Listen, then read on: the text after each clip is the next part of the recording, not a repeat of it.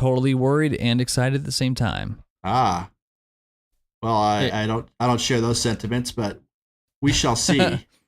Yeah, we shall see. So you mentioned. I'll wait for the DVD.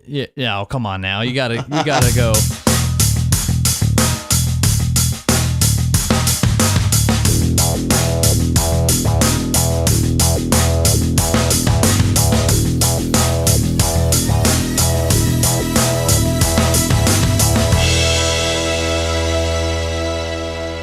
Welcome to episode 3 of the Harsch Review, where we talk about movies, TV, and all things entertainment. My name is Sean, and with me is my brother Ryan. Ryan, how you doing? Hey everybody, how you doing? Well, I'm excited for this episode. We'll be talking about Blade Runner 2049. But before we get there, what have you been watching this week? Well, recently finished The Punisher on Punisher. Netflix. Yes. Nice. Yeah. That's on my list. How is it? Yeah, it's I loved it. I was we kind of got and this isn't a huge spoiler, but kind of a Punisher preview in the Daredevil series. Sure. So I was kind of pining for a Punisher, standalone series, and we got it early December. So really good, excellent casting all around. Little violent, but that's expected from this character and from the franchise. Didn't really mind that too much, but we pretty much got everything we wanted with the series. I loved it. Yeah, it's on my list. I've been really meaning to watch it for a while. It's one of those ones I know that once I start, I'm going to burn through the whole thing. Is it somewhere maybe 10, 12 episodes, I'm hoping? Yeah, I think it's a 12 episode run. 12 episodes. Awesome. Well, Yeah. I'm looking forward to it. Yeah. So I'm on the other side of the spectrum. I mean, I can't think of something more opposite than Punisher, but I started watching, don't ask why, out of the blue, I started watching a show called Broadchurch on Netflix. Have you heard of it? I have not heard of that. Tell me. All right, so it stars David Tennant, and it's super British. Oh. So British detective, he's basically some washed-up police detective that goes to some small, quiet town to get away from the previous baggage of wherever he was at. It's a slow, kind of very character-driven show. It's very interesting starting off. There's a crime that he's diving into. I mean, I think came out in 2013. I want to say they're already maybe 3 seasons into it. Okay. I enjoyed. Where would I know David Tennant from? I believe he was definitely in Jessica Jones and Marvel. He was the original. I think he was the creeper stalker guy, the bad guy, or the main antagonist in that show. And is it Jessica Jones? I think is what it's called. Yeah, I got that right. And he's also did some time in Doctor Who. Okay. So he was I think the most recent before the current guy. I don't know. I haven't watched Doctor Who, so I'm totally out of my league there. I know nothing about Doctor Who, and I'm sure any Doctor Who fans listening right now, big apologies. Yeah, thank you. Absolutely nothing about that. Nothing about that show. Yeah, I don't know where to start with Doctor Who. So but I definitely liked David Tennant from what I've seen. He reminds me of what I might look like in 10 years from now if I was British. So it started off, I got through the whole first season, pretty good story. Definitely some twists, and it plays with the viewers a lot because they're trying to solve some crime of this small town of who did it. But the problem is that becomes like the main gimmick. So every episode now it's like, oh, but it could be that person, So that gets a little bit tiring. They definitely could have picked up the pace a little bit. That's kind of what you'd expect from a good mystery show, though. Yeah.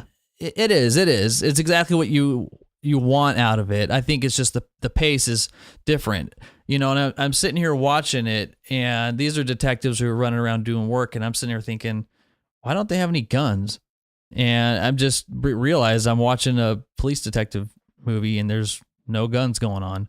Yeah. Well, in England, it's a little different with the cops and guns thing.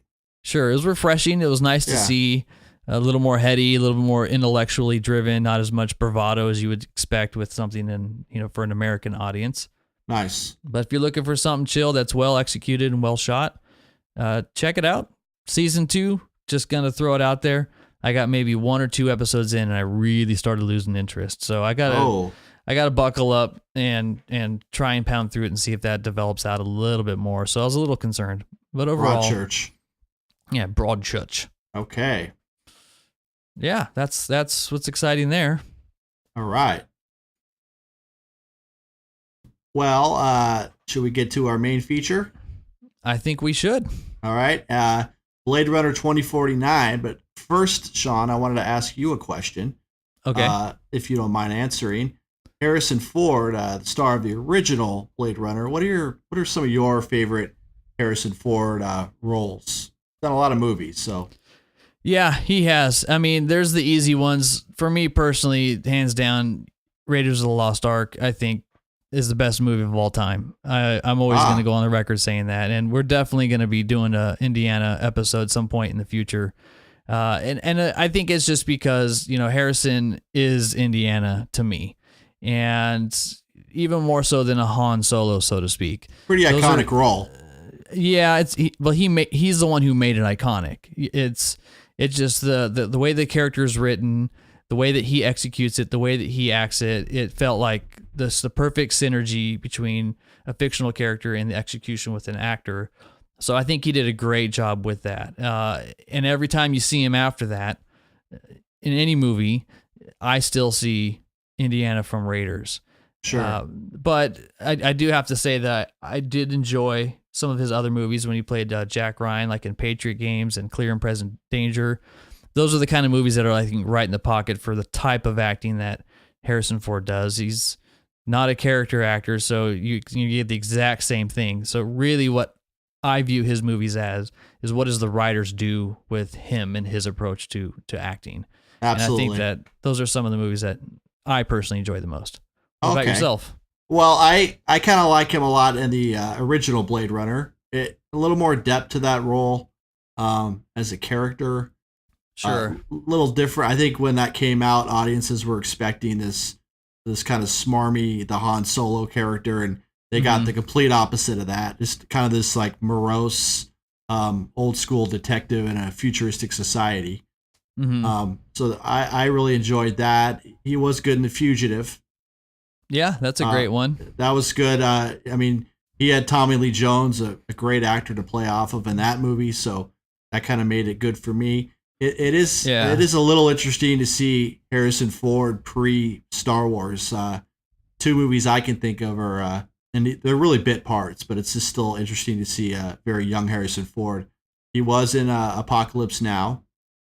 That's right, he was. Yeah, for a minute. He was in early George Lucas film called American Graffiti. And he was... Yeah, that's true. Yeah, so it's kind of interesting to see those roles and then kind of his evolution as an actor to where he is now.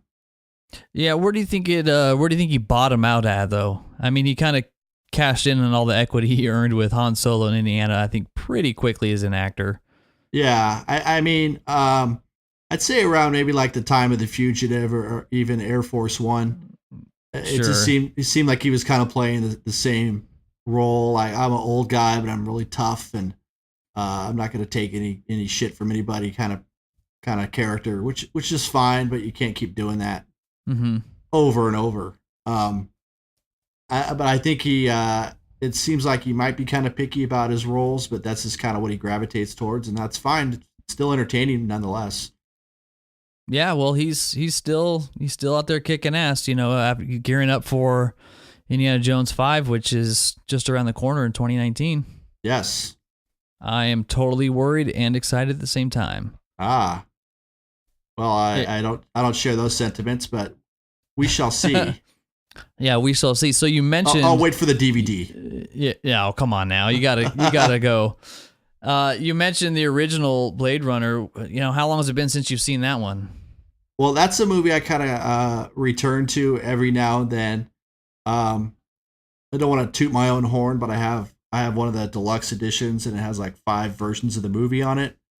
So did it come in that cool little briefcase? Oh yes, yeah, limited edition. It's a lot of money on Amazon or actually eBay now. So really, yeah. So if you want to sell now, I used to have that, but it's in DVD, right? It's not Blu-ray. Yeah, there's a DVD, and then there's a separate version that's on a Blu-ray. Yeah, I sold mine when the audio snob me was like, I will never watch DVDs again. Oh, shame on you. Well, I mean, how much is it going now? A couple $100? Yeah. All right. Hey, You'll be fine. Yeah. So you visit that movie a little bit. I mean, out of the 7 versions? I think there's like 5 or 6 on there.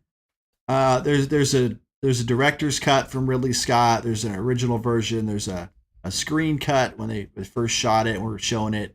There's a foreign cut. There's a cut with the narration voiceover. There's one without. It's a bit much, to be honest with you. But nonetheless, it's a good movie. Nice. Definitely one of my favorite sci-fi movies. It's got a little more depth, I guess you could say, than most science fiction movies. Yeah.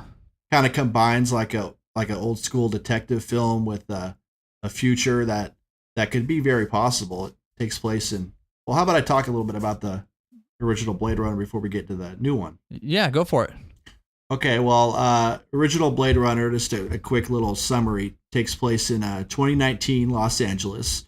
So it could feasibly happen next year, I guess, right?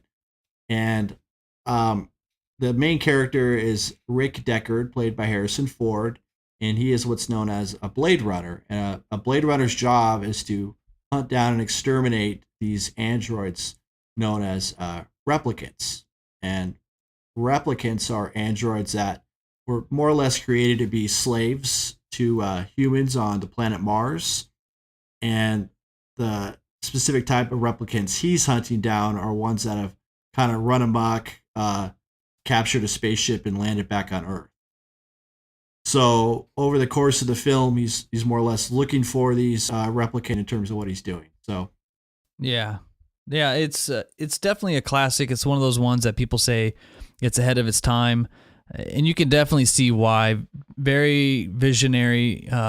You can tell that I love movies where the whole world is conceptualized and it is almost a character within itself, which also is the case in this most recent installment.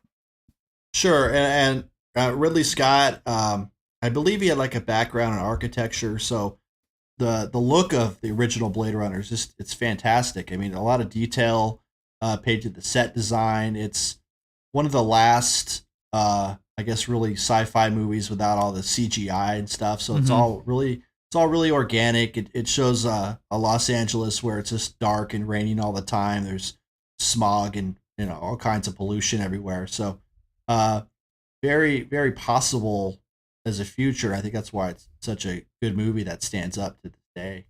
Nice. Right on. Yeah.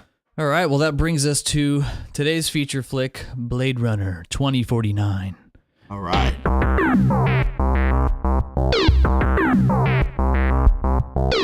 A young Blade Runner's discovery of a long-buried secret leads him to track down former Blade Runner Rick Deckard, who's been missing for 30 years. So there you have it. 30 years after the first film, Blade Runner 2049. This movie recently just came out October 6th, 2017. So just to warn you, there's going to be some spoilers in here. If you haven't seen it, it's just now coming out on Blu-ray. You can rent it on iTunes. Definitely check it out. Now's your time to hit the eject button, and let's dive in a little bit. Okay. So this movie was directed. I'm going to totally do a hatch job on the director's name. I'm going to help you out. Yeah, do it. Denis Villeneuve. Denis Villeneuve. Thank you. Yes. French Canadian. Oh, that's it. Okay. Yeah. Yes. So he's definitely directed it. What else has he done? I mean, he's did Arrival, Sicario, are some of the most recent ones that he's done that are pretty rad. Sure. He did Prisoners. Prisoners is an incredible flick.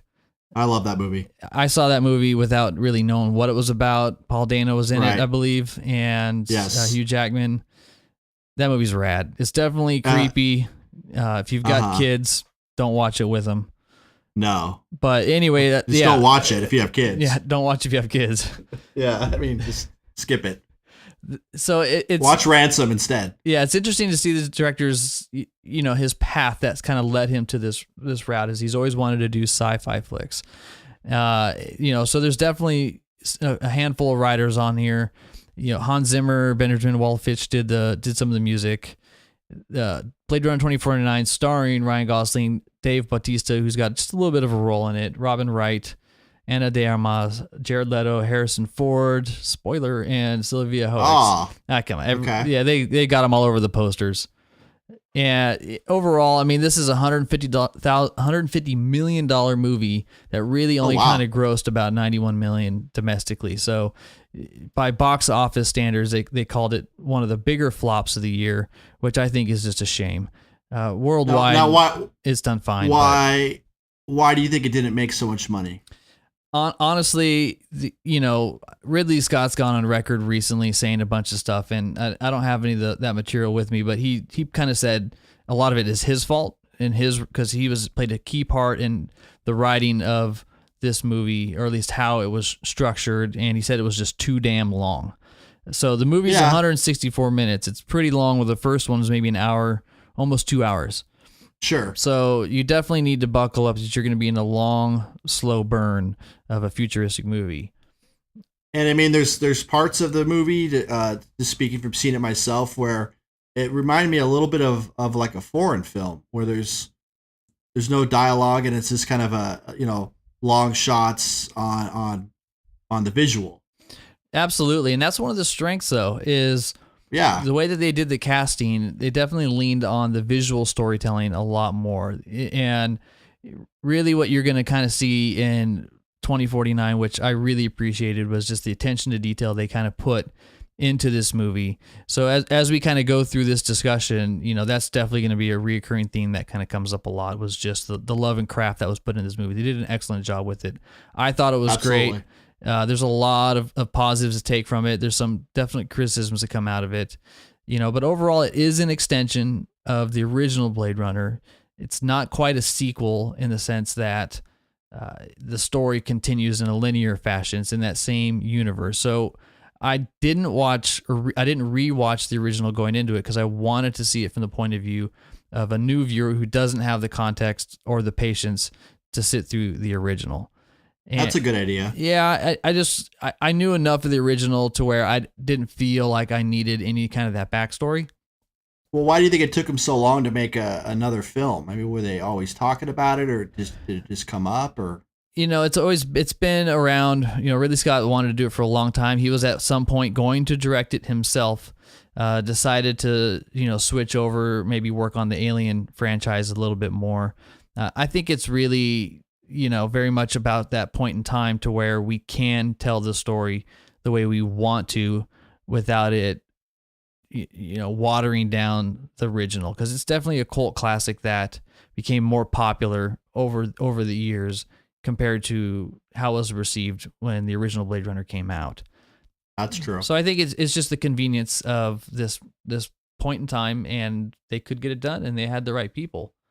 Their vision of the future in 2049 is really something that is much more grounded and real compared to most sci-fi movies, which is something I appreciate, because like you mentioned, you could easily see this being our future.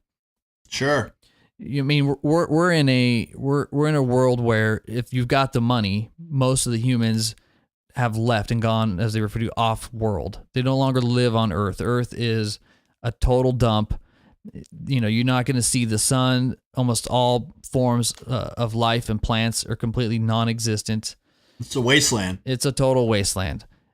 Everyone's gone. So you definitely get that feeling right away when you watch the movie that, why are these people living here? Los Angeles isn't looking good. Yeah. Did it take place just in Los Angeles, or is there anywhere else? It's basically the Southwest. You're gonna go from LA down to San Diego, out to Las Vegas. So kind of stays in that general area of America. How's San Diego looking? Still pretty sunny? San Diego in Blade Runner is a shithole. Ah. Yeah. Well, we'll get to some of that.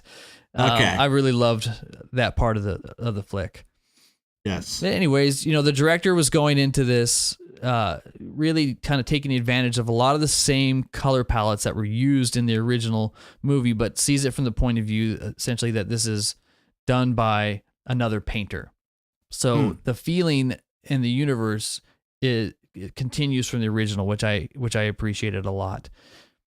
You also get a little bit more insight into what a Blade Runner is, I actually learned a lot that makes me want to go back and watch the original with a new point of view. Blade Runners are basically replicant police now who are hunting the rogue replicants. Yeah. They make that very clear because there's new breeds of replicants that are out there. And a Blade Runner essentially is a person who hunts his own kind. Therefore, they're kind of second-class citizens. They're the lowest of the low. It's a very lonely job. It's not a dream job by any means. And you get that feeling right away that replicants are definitely looked down upon. Now, this is kind of interesting because something about the first Blade Runner that was never strictly mentioned, but a lot of people have theorized about on the internet or talked about on DVD commentaries, and Scott has even said this himself, is that in the original Blade Runner, it was possible that Deckard, Harrison Ford, was himself a replicant. Mm-hmm. And there are some little hints and clues in the movie, but it wasn't ever discreetly stated. So that's kind of interesting that the new one plays off that concept a little bit. Yeah, it carries over into this flick as well. The way that they kind of educate you about what makes a replicant is that they actually have the ability to spot and identify other replicants. That's their edge. That's why they're hunting their own kind, whereas most humans do not have that perception to be able to pick up or identify what makes if somebody is potentially a replicant. That's interesting because then I wonder how the replicants will be treated when they're hunting their own, right? Exactly. You have no idea. And the movie kind of starts off really setting that tone. And what I learned afterwards in watching some of the bonus features and extra commentary is that the opening scenario in 2049 was originally supposed to be the opening scenario of the original flick. It was supposed to be in there, and they kind of carried it over, same design and everything, into this movie. Interesting. That kind of is their way of introducing Ryan Gosling, who plays Kay, the main character. Now, a note about Gosling is that the roles he's picking are starting to be more diverse. Initially, he was kind of that Hollywood pretty boy, but you're starting to see some more of his range as an actor. Personally, I thought he was perfectly cast for this movie. Yeah, he did I thought so. I thought with Gosling too, it reminds me a little bit about maybe a Leo DiCaprio or a Brad Pitt. Absolutely. That same evolution. I really wasn't. I just kind of cast those actors to the side because they were playing those roles, and then they started playing the more diverse, serious roles, and they really kind of blossomed as actors. Yeah, I think the strength for him here, and I might also mention that the director had him in mind and only him in mind. I saw an interview where Harrison Ford claims that he had the same thing and suggested that, hey, Ryan Gosling should be your guy. So anyways, this is, I know, this is the perfect casting job, and his strengths in this role is because, like you mentioned, there is not a lot of dialogue at times with him. You're looking at his face, his eyes, his emotions. He's very even keel, doesn't emote that much. And even in situations where, he's in trouble or there's danger, there's some kind of action going on, he's very level-headed, doesn't seem to panic. And you get the feeling right away that, being a replicant, which is established very early in the movie, obviously he's a Blade Runner, and you kind of see what makes him different. And he, going back to that point, he was kind of like that in the movie Drive too.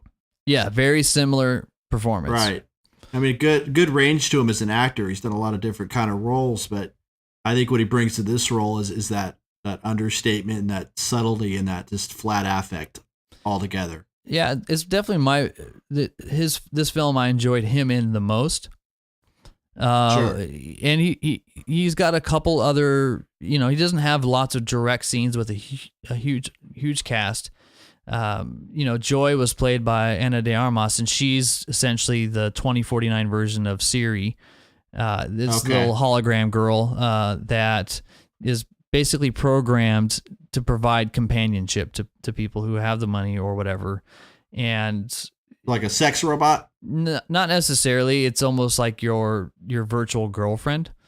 The way that the hologram girlfriend is designed is that they appear that they're their anonymity with their owners or hosts or whatever you call it. Like they have a personal kind of relationship, but really anybody can go and buy this program, get the hardware, install it in your place, and upgrades. You have the same girl. They all look the same, but she did a great job playing it. Reminded me a little bit of Ex Machina, where you've got this, android hybrid, not a real person, but you're starting to add humanity to AI essentially. And I'm glad I didn't get into another movie it reminded me of, but didn't get too into it, was like the movie Her, which I couldn't stand that movie, but I'm glad you don't like all the pants, that are pulled up to the Kylo Ren status. I hated it. Yeah. I didn't like Her. That's another conversation. That's another podcast. It stars future Batman. All right. Well, whatever. Maybe. Maybe. He hasn't confirmed that, sir, so we don't know. Sir. But yeah, well, with Her though, it just whatever. I didn't like it, but with Blade Runner it had a little more depth to that character.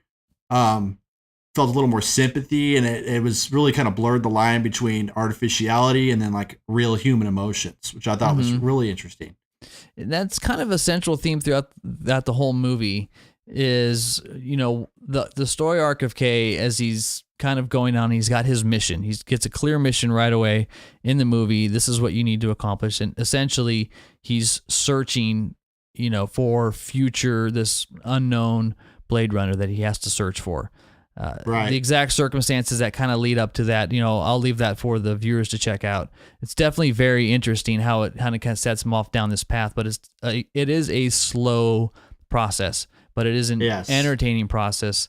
And during those pivotal moments in the story, in those different scenes, you're just going deeper and deeper into the psyche of his character.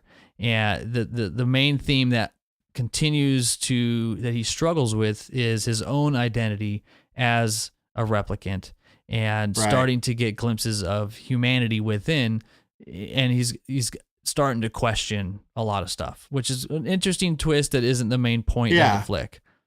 And I want to put on my English major hat for a minute and say this reminded me a lot of the writer Kafka, who dealt with similar themes, and he actually had a book, and the main character is named Kay. Interesting.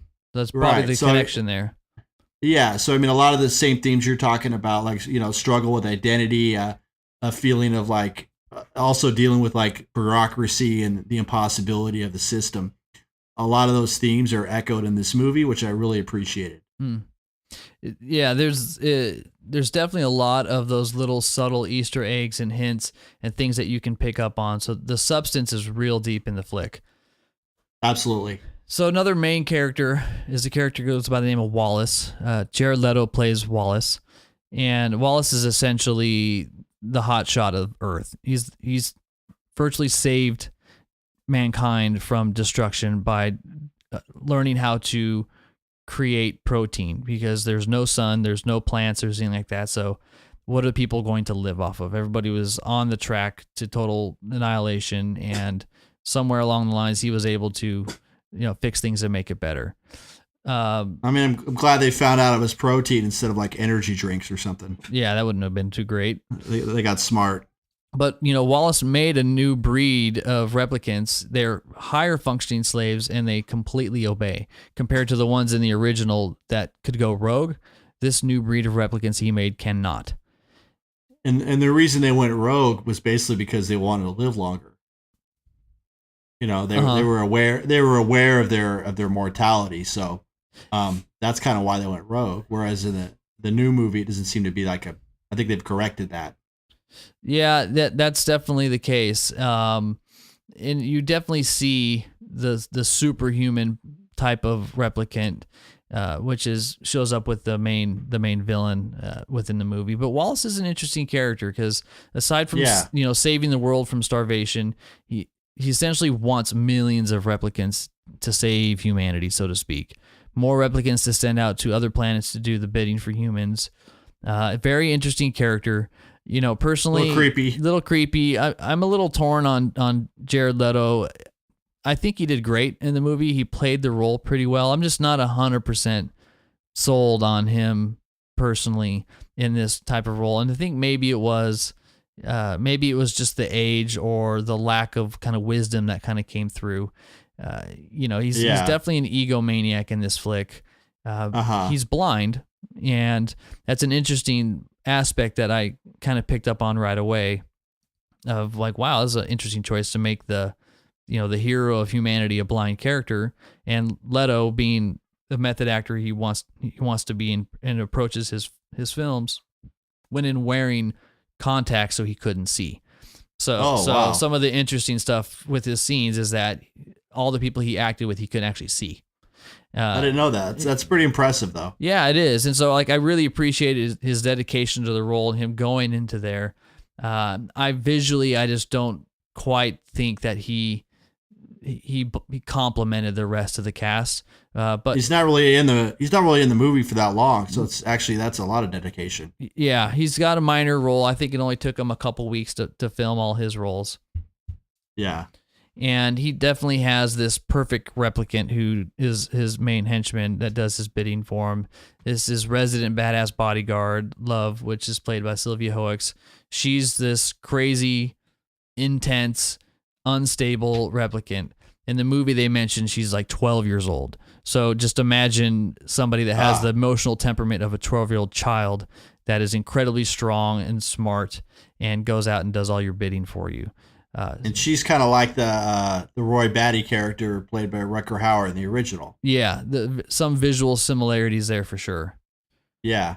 And then we get to Harrison Ford, Deckard. So I just have to say that I think that was the biggest missed opportunity of the movie, was advertising Harrison Ford in this movie, showing him on the posters. Why do you say that? Essentially because he doesn't come into the movie until you're already 3/4 of the way through.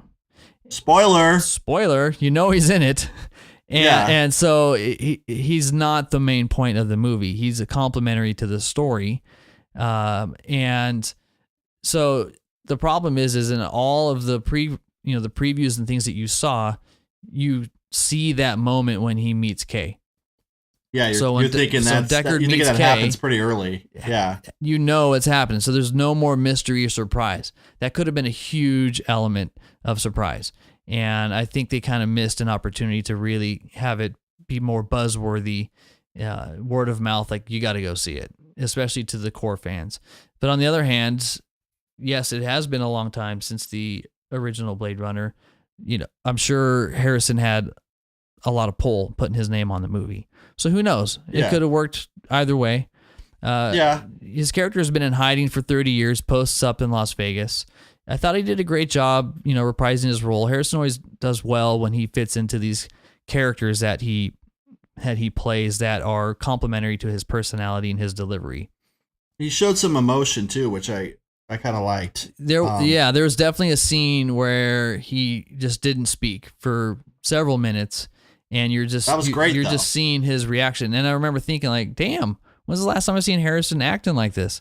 It was refreshing. So Oscar buzz? No, it wasn't that great, but I mean, it was good. Yeah. You never know. Yeah. They always do that Oscar where like it's for the guy's been doing it forever. Let's just give him an Oscar kind of role.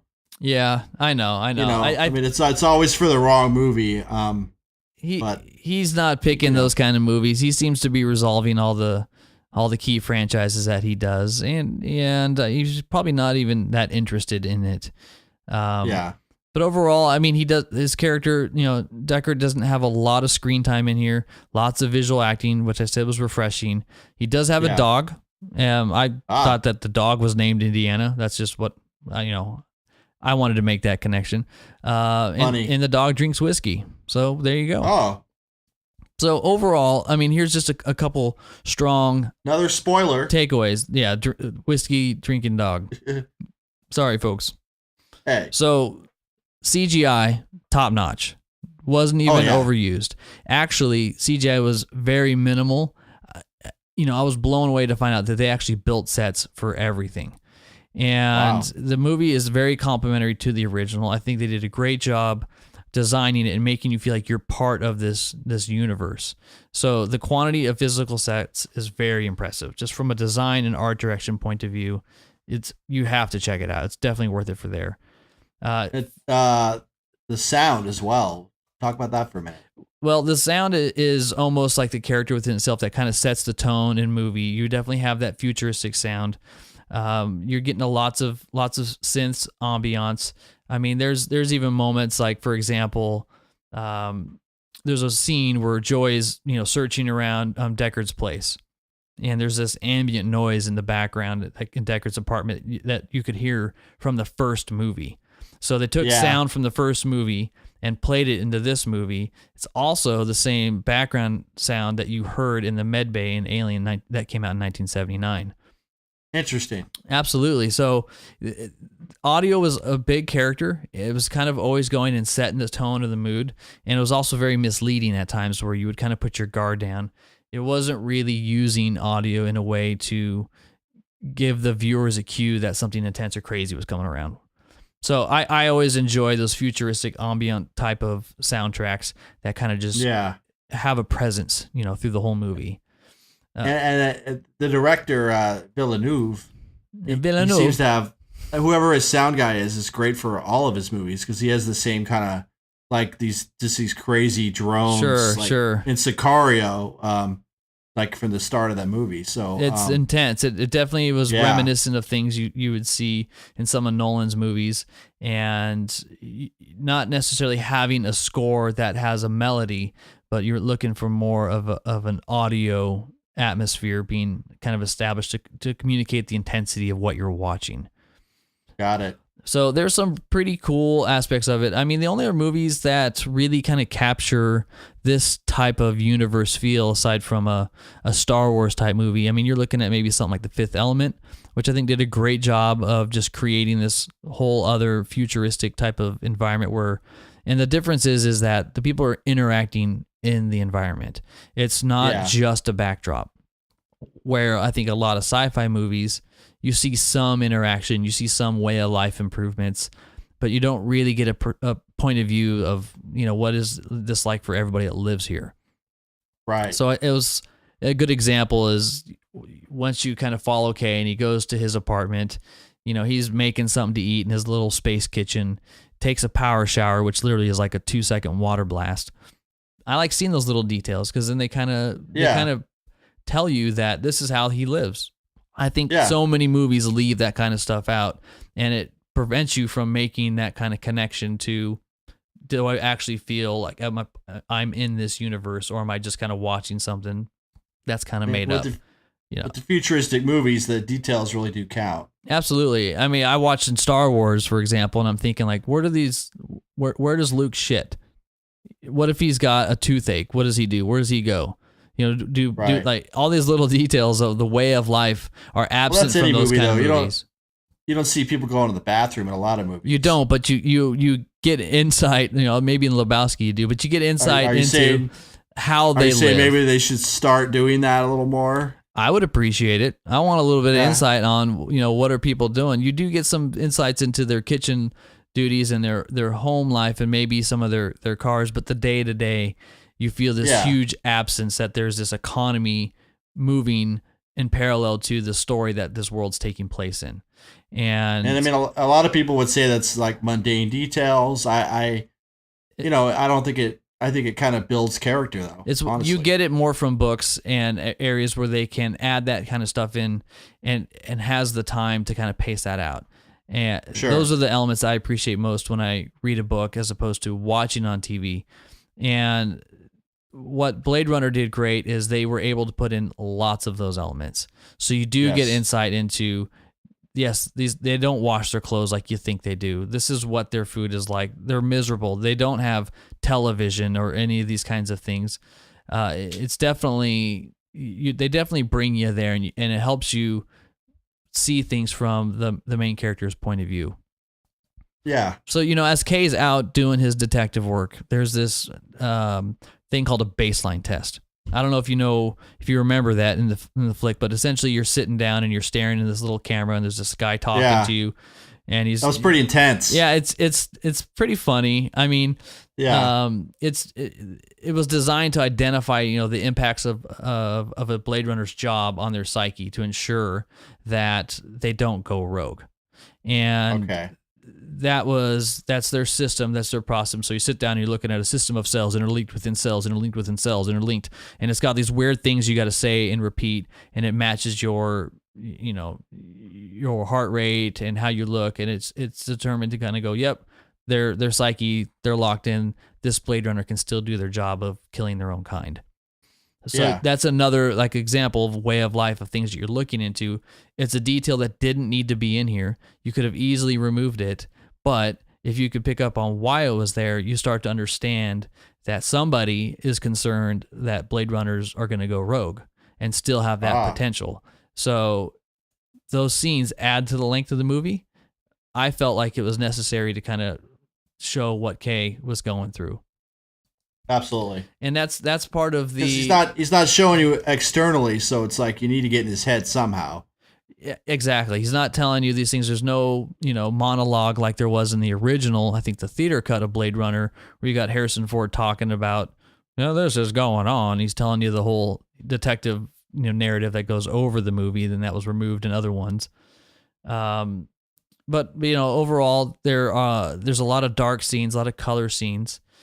You're seeing the world that's got the 3D advertisements. The guy, I'm a captain now. He's in this movie. I don't know his name, unfortunately. Oh yeah, I am the captain now. I am the captain now. Yeah, he it's an interesting scene that Kay has with him. Is he brings him this wooden trinket that he's been carrying around, trying to identify like where did this come from, and that's the first time that you realize that wood is very rare, and so the guy's looking at it going, "Whoa, I'm looking at a piece of wood." And wood is not in this world. So quickly you realize that this is a very rich commodity. If you have a lot of wood, you have a lot of wealth. And once that's established, you start seeing Wallace's palace, so to speak, or his business or whatever his lair. And majority of it is all made out of wood. And that is just another visual way of kind of showing you, how wealthy he is. Because I just didn't pick up on that right away. So I read that afterwards, I think on IMDb, some little credits and little things about the movie. And I was like, I missed that one. But that was very clever. A lot of subtleties. A lot of little things in there. And so it makes you really want to kind of go back and pay a little bit more attention to what's going on. What did I miss? And it's definitely something that you buy it and you're going to be able to put it on your rotation for quite a while. I'm looking forward to it. Couple other interesting facts that kind of came along with it is at some point Kay winds up in Vegas. That's the place where Deckard's been holding up for 30 years. And it's the original designer of Blade Runner. Sid Mead did the whole Vegas set. So that was a very interesting take because those little moments help you connect it back to the original. So they get the guy who designed the original movie to design this whole section of the movie, and just adds more and more to the continuity of the Blade Runner environment. So you mentioned earlier about San Diego. Yes. So San Diego in this film is basically where Los Angeles dumps all their shit, and it looks like District 9 down there. So not really keeping it classy, are they? Oh, no, nothing's classy at all. But there's a whole sequence kind of in the middle of the movie where Kay goes down to San Diego, flies his little car down there and is doing his investigation work and stuff. But that was a huge sets that they built, and they built that kind of whole world and experience out. And so, the movie's taking you from dark, dirty cities, always raining. You're going out to dusty landscapes. You're going out to the waste yard down in San Diego to dusty, smoky Las Vegas. And so there's a lot of color shifts in the movies where the whole screen almost has like an ambient filter over it that kind of set the tone for that whole area. So, but I like how they're using real sets instead of CGI up everything. That's why part of the reason why I love the movie so much. Just they put you right in there. And that's what I think the number one thing that impressed me the most is just the scale and quality, because I really felt like this was just going to be another hashed up reboot or retelling of the story. And They could have been. It could have easily been. I mean, you've seen lots of movies, even like the most Prometheus and Alien Covenant and all those things, and the way that they're using CGI and all the corners that are being cut. There was nothing shortchanged in this movie at all, and it definitely shows. I think a lot of it has to do with the cinematography. Yes. And you know who did the cinematography on this? Yeah, Roger Deakins did it. Yeah, and he's been the guy for the Coens going back to Barton Fink. Oh wow. Yeah, never won an Oscar, so a lot of people are saying this might be his year. But the cinematography is, frankly, it's breathtaking. I mean, it's great. Yeah, it's the pacing of it and the way that the camera just kind of floats around. It actually kind of moves in sync at the same speed that a lot of the synths and the music that are kind of set. So it's like a character. Yeah, exactly. You kind of feel almost as if you're like this little AI bot floating around observing something that is taking place, as opposed to watching some flashy, camera movements and things like that just for the sake of that. Right. It was definitely very thoughtful and planned out and works well within those environments. And I think it's because they did so many things on set. There's actually only 2 locations in the whole film that were, built that way. And that was, I think, on a stage in that same setting, as opposed to going on location and editing things. And that was like his apartment, I believe was one of them. And then there's this other location that they did. It's only police station. Yeah, the police probably. station. Yeah. There's only a couple locations on there that they actually did it that way. So, but overall, beautiful movie. The use of models is refreshing. Kind of reminds me of things like you saw in Lord of the Rings, where they used a lot of mini models and things to kind of have that visual. So it really just increases the longevity of the film. But overall, I think what this film achieves too is it becomes a true like sci-fi art film. Which I think the original was kind of going for, but it just feels to me, and I think it's more like the limitation on what they had back then, that it didn't quite achieve that, whereas 2049 definitely is a sci-fi art film in every sense of the word, the phrase. Yeah, it has a different, I don't know, it's in a different category within itself because it's the evolution of an existing world. In other words, like if you take back from the original, which was in 2019, and then you fast forward to 2049, you just see the continual decay of that world. Yes. What I'm most curious about and wanting to do a little more research on is how did it get to that way in the first place? So I'm missing some of these details that if I were going into this as a new viewer, don't know the Blade Runner history, I don't really get any of that. They're not really, which I appreciate, and also sometimes on their side, I look at it kind of go, well, I feel like there's a missed opportunity. I'm not walking away understanding why is this place a dump? What is going on? Why is everything so barren? Why is it raining all the time? Why did you have to build these 100-foot walls to protect you from the ocean? I don't understand what took it there, but they do mention some things in the past. They talk about, this dark period that went on for a long time. They talk about dirty bombs that blew up in Vegas and that things haven't settled yet. And even little details like when they're in Vegas, it's a lot more sunlight comes through the muck and the smog because it's further away from LA. So it's actually brighter out in Vegas because it's further away from LA. That makes sense. And you start to just kind of think in this universe, well, what does New York look like, or what does out in the middle of the woods look like? I don't know. It's just, again, but I think the leaving out that, making it ambiguous is kind of, it makes you think like you're talking now. Like, that's what I appreciate about it. Yeah, exactly. You don't need to resolve everything. Let me tell think every about story. It. Yeah. Too many movies will do that, but it gets me thinking, like, is there anything else within, the Blade Runner canon that I can dive into to kind of maybe learn a little bit more about the world in which these folks are in? I'm sure there is. But overall, go see it, check it out. Make sure you got plenty of caffeine, a dark room, and a loud sound system. Blade Runner 2049, rad movie. Who would you recommend this movie to specifically, Sean? Well, if you're a Harrison Ford fan and you enjoyed the original, you are obligated to see it. Although Harrison is not the star in this movie. If you're a Ryan Gosling fan and you've liked what he's done, this movie is definitely for you. If you don't fit in either of those categories, if you're a science fiction fan in the sense of pragmatic science fiction, very analog science fiction, not fantasy science fiction, you'll definitely enjoy the movie. So I think that's the kind of ideal person that it's for. You definitely need to like long movies, though. It's almost 3 hours, and it's not a fast-paced 3 hours. No, you got to enjoy character studies, and this is a great example of that. Nice. So a couple quick takeaways from it. One of the last trivia notes that I thought was kind of interesting is the director's first choice for Neander Wallace, the character played by Jared Leto, passed away before the start of shooting. Do you know what famous musician he wanted to cast in the role of Wallace? I couldn't think of anyone but David Bowie. Yeah, David Bowie. Yeah. Yeah. It's just, and Bowie's like one of those guys where, they cast him as Tesla in The Prestige. I'm like, that's a great pick. Yeah, I love that one. We definitely need to get that one on the show at some point. Yeah, one of my favorites. That's interesting though.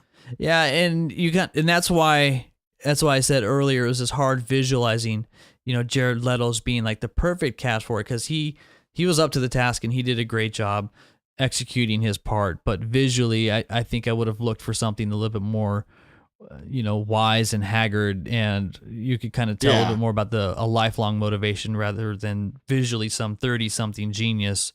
You didn't really get enough screen time to extract that from him. It just didn't seem to fit as much. So something like David Bowie would have been rad. Yeah. And shame. There's been recent conversation that there's, Ridley Scott, who's done an excellent job with the original, and his influence on this one is looking to try to possibly explore continuing Blade Runner, maybe even coming up with a third one in this universe. So it's on his resume. It's on his list. Who knows? That's exciting. Hey. Yeah, we'll see. Yeah, we will. All right. Well. Yeah. Blade Runner 2049. Go check it out. Nice. All right. Well, that's all I've got for today. Any parting thoughts, feelings, or emotions? No, I just, again, love this movie. I think it's a work of art. It's probably one of the best things I saw last year. Highly recommended, but it's more of a thinking man science fiction movie. So it deals with some kind of some heavy themes, a lot of subtext. So be prepared for that. But it's something I'll definitely watch more than once. Awesome. Right on. All right, guys. Well, that's going to do it for episode 2, Blade Runner 2049. Stay tuned for future episodes coming up. We've got a lot of movies on the list that we're going to dive into. Hope you enjoy it. Check us out on Facebook at The Harsch Review, and we'll see you in the next episode. This is Sean. This is Ryan. See y'all later. Later.